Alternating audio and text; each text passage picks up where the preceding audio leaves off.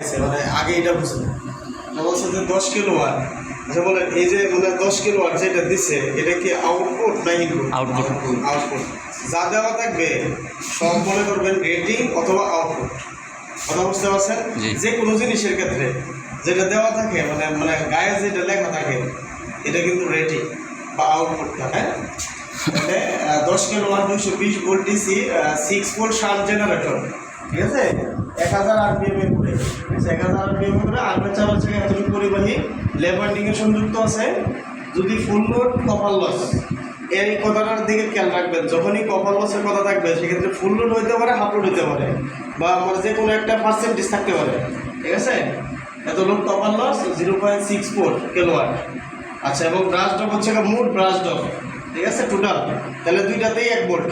আর যদি বলতে তো প্রতি ব্রাশে 1 ভোল্ট ড্রপ হয় তাহলে ব্রাশ দুইটার জন্য 2 দ্বারা গুণ হইতো, এটা খেয়াল রাখতে হবে। আচ্ছা, এরপরে বলছে প্রতিকূলের ফ্লাক্স বের করো, আর্মেচার রিঅ্যাকশন এবং শান্ট কারেন্টের নগণ্য। তাহলে যদি এটা শান্ট জেনারেটর, যে শান্ট কারেন্টটা নগণ্য হয় তাহলে অ্যাকচুয়ালি কারেন্ট মানে কি হিসাবে কাজ করতেছে? সিরিজ। আমার কথা কি বুঝতে পারছেন না পারেন নাই? তাহলে যেহেতু শান্টটা নগণ্য তাহলে যে জিনিসটা কাজ করতেছে এটা হচ্ছে আমাদের মোটর।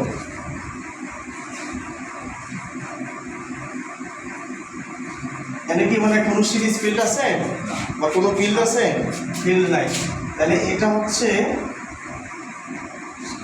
Shunt generator. আর এটা যেটা আছে এটা হচ্ছে আপনার লোড। আর এই লোড কত দেওয়া আছে? 10 কিলোওয়াট, ঠিক আছে। আর এই দিক দিয়ে যে শান্ট কারেন্টটা আছে বলেন সেই শান্ট কারেন্টটা কত? 0। আর টার্মিনাল ভোল্টেজটা কত? 250 ভোল্ট। তাহলে আর্মেচার কোনো রেজিস্ট্যান্স আছে না? আর্মেচার রেজিস্ট্যান্স নাই, কিন্তু আর্মেচার কপার লস আছে। কি বলেন? আর্মেচার কপার লস আছে। তাহলে বলেন এই কারেন্টটা কত? আইএল লোড কারেন্ট কত? দেখেন মানে ভোল্টেজ এবং এও আছে, তাইলে আমরা লোড কারেন্টটা বের করতে পারি, ঠিক না? তাহলে পি এল ইকুয়াল টু আমরা কি লিখতে পারি? বিটি ইনটু কত? আইএল। তাহলে এটা দেওয়া আছে 10 ইনটু 10 টু দি পাওয়ার 3। আর বিটি কত? 250। মানে এটা অ্যানসার দেন। ও আচ্ছা, তাহলে আইএল, তাহলে সুতরাং আইএল ইকুয়াল টু কত লেখা যায়? 40 এম্পিয়ার। তাহলে অ্যাকচুয়ালি এই দিক দিয়ে যে কারেন্টটা যাচ্ছে সেই কারেন্টটা কি কারেন্ট? IL current. তাহলে বলেন আই ইকুয়াল টু বলেন আইএল প্লাস শান্ট, তাই না? তাহলে এটা তো 0, তাহলে এটা হচ্ছে 40 প্লাস কত? 0 ইকুয়াল টু কত? 40 এম্পিয়ার। তাহলে আমরা আই মানে আর্মেচার কারেন্টটা বের করে দিচ্ছি, ঠিক আছে। এখন এর একটা রেজিস্ট্যান্স আছে না আর্মেচারের? Armature resistance. তাহলে এই আর্মেচার রেজিস্ট্যান্স কি আমরা জানি? আর্মেচার রেজিস্ট্যান্স জানি না। তাহলে আর্মেচার রেজিস্ট্যান্সটা আর্মেচার কপার লস আছে, তাই না? তাহলে আমরা এখান থেকে লিখতে পারি কি? Armature copper loss. Armature copper loss. তাহলে আর্মেচার কপার লসটা সমান কত দিয়েছে? 0.64 কিলোওয়াট। তাহলে সুতরাং I square R A equal to কত লেখা যাবে? 0.64 ইন্টু 10 টু দি পাওয়ার 3।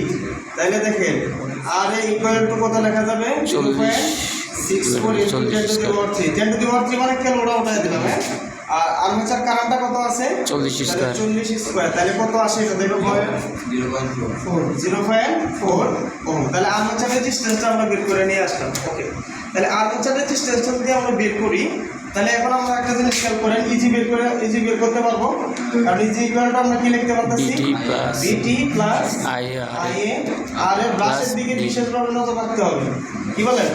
ব্রাশের দিকে বিশেষ। তাহলে এটা সমান কত দিছে? 250 প্লাস 40 ইন্টু কত? 0.4 প্লাস মোট ব্রাশটা হচ্ছে কত? 1। তাহলে কত আসে এটা?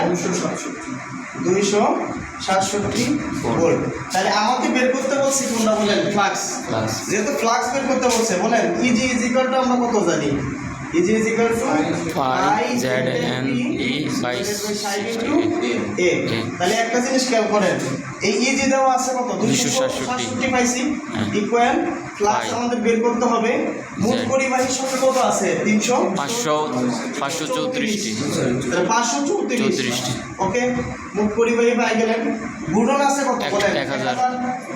1000 আরপিএম। ইনটু কোন আছে কত 6 6 ভোল্ট ওকে তাহলে 60 ইনটু 6 কত এ কত 6 এই ওয়াইন্ডিং এ কিছু সংযুক্ত আছে ল্যাপ ওয়াইন্ডিং এর ক্ষেত্রে ল্যাপ ওয়াইন্ডিং এর ক্ষেত্রে মানে এ এবং পি কি সমান তাহলে এটা 6 তাহলে সুতরাং দেখেন একটা ভ্যালু মাত্রা না তাহলে পাই ইকুয়াল টু কত আসবে এরপরে 0.03 নাকি 0.03 এই ফ্লাক্সের একক কি হয় এটা অ্যান্সার বা 30 মিলি ওয়েবার হ্যাঁ তাহলে বলেন জিনিসটি কঠিন হয়ে গেছে না আবার বুঝেন একটু চেষ্টা করেন আবার দেওয়া শেষ করে দিই আমাদের মাথার মধ্যে রাখতে হবে সেট আপ করতে হবে কোন জিনিসটা আমাকে মানে ফ্লাক্স বের করতে হবে তাহলে ফ্লাক্স কোথায় আছে মানে ইজির মধ্যে ফ্লাক্স আছে তাহলে আমাকে ইজি বের করতে হবে তাহলে ইজি বের করার ফর্মুলা হচ্ছে একটা বিটি প্লাস আই আর আর হচ্ছে ইজি ইকুয়াল টু কত পাই জেটেন পি তাহলে এই ভ্যালুগুলো সবগুলো দেওয়া আছে তাহলে নাই কোনটা আমাদের ইজি তাহলে আমাকে মানে এই ফর্মুলাতে অবশ্যই বের করতে হবে তাহলে বিটি প্লাস আই এবং আর তাহলে আমার এইটা বের করার জন্য এটা দেওয়া আছে এটা দেওয়া আছে আর্মেচার কারেন্ট আছে এটা রেজিস্ট্যান্স আছে আর্মেচার রেজিস্ট্যান্স নাই তাহলে আর্মেচার রেজিস্ট্যান্সটা কোথায় খুঁজে বের করতে হবে তাহলে আর্মেচার রেজিস্ট্যান্সটা আছে কোথায় কপাল আছে মানে এই আর্মেচার লসের মধ্যে আছে তাহলে এই যে আর্মেচার লসের মধ্যে চলে আসলাম আই স্কয়ার আর তাহলে এখানে মানগুলো বসাই দিলাম তাহলে আর্মেচার রেজিস্ট্যান্স চলে আসছে তাহলে এইটা বের করার জন্য আমাকে আর্মেচার কারেন্ট বের করতে হবে তাহলে আর্মেচার কারেন্ট আছে কোথায় এটা আইআর প্লাস আইএসএস যেহেতু শান্ট নগণ্য তাহলে এই কারেন্টটা কত 0 তাহলে 40 কি বলেন আবার এইটা বের করার জন্য আইএলটা আছে কোথায় লোডের মধ্যে পিএল এর মধ্যে যে পিএল ইকুয়াল টু বিটি ইনটু আইএল কথা কি ক্লিয়ার তাহলে প্রথমেই আমরা এই দিক থেকে কাজ করার জন্য শুরু করছি এবং চিত্রগুলো অঙ্কন করে করলে কি হয় জিনিসগুলো মানে ইজিলি মানে চলে আসে এটার জন্য আপনারা অনেকেই মানে বিভিন্ন কিছু করতে পারেন অনেকে ডাটা লিখবেন গিভেন দ্যাট লিখবেন বা আবিজাবি মানে কিছু লিখবেন কিন্তু একটা জিনিস মনে রাখেন একবার বা দুইবার যদি ম্যাথটা আপনারা করেন ঠিক আছে অটোমেটিকলি নলেজে ঢুকে যাবে কোনটার পরে আমাদের কোনটা কাজ করতে হবে এখন যদি আপনি প্র্যাকটিস নাই করেন তাহলে কিন্তু বিপদে পড়বেন এর জন্য প্র্যাকটিসটা খুবই গুরুত্বপূর্ণ একটা জিনিস ঠিক আছে ক্লিয়ার এই ম্যাথটা কিন্তু এখন পর্যন্ত কোনো মানে একবার কোনো একটা পরীক্ষাতে আসছিল মানে একটু ব্যতিক্রম নর্মালের চাইতে একটু কঠিন ক্লিয়ার ওকে